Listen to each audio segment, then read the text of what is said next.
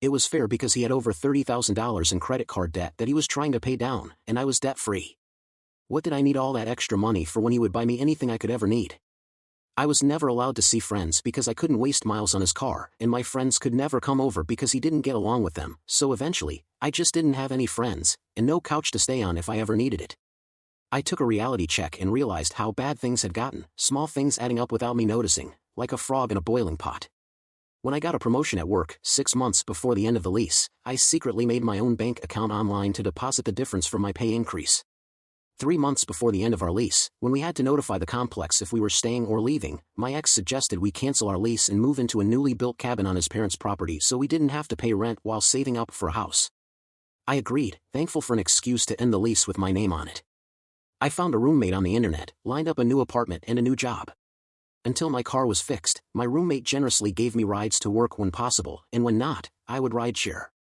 A week before the end of our lease, while he was on a business trip, I broke up with him over the phone.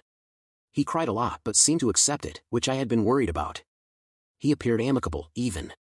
I moved successfully, and everything was going well.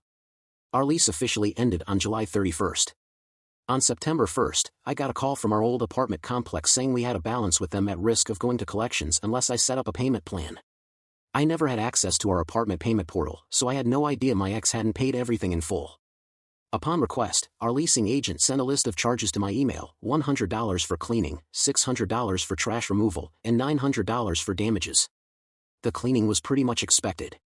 The damages made sense, as my ex had made a couple of holes in the walls, either out of anger, punching, or drunkenness, falling, and he had already said he would pay for that himself when we moved out. The trash didn't, as I had personally collected and removed at least 10 huge black bags full of trash when I was moving out to avoid such a fee, knowing he wouldn't bother. When I called him to find out what was going on, he said the trash removal fee was probably from all of his things he left behind after deciding he didn't want them, but it was no problem, and he would pay all of the fees himself.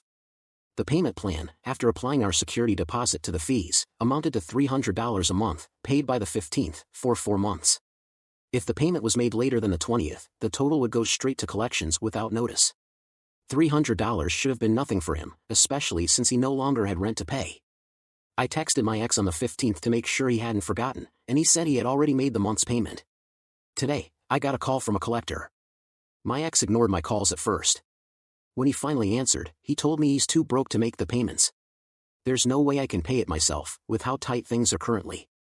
My car isn't even done getting fixed yet, and a little bit of money I do have saved is meant to go towards that, so I don't have to keep spending money on rideshares. Even if I did put that towards the collections, it's still far from the $1,200 owed. I've worked hard to get a good credit score for my age and circumstances, over 700, and I'm so upset to see all my hard work go to waste.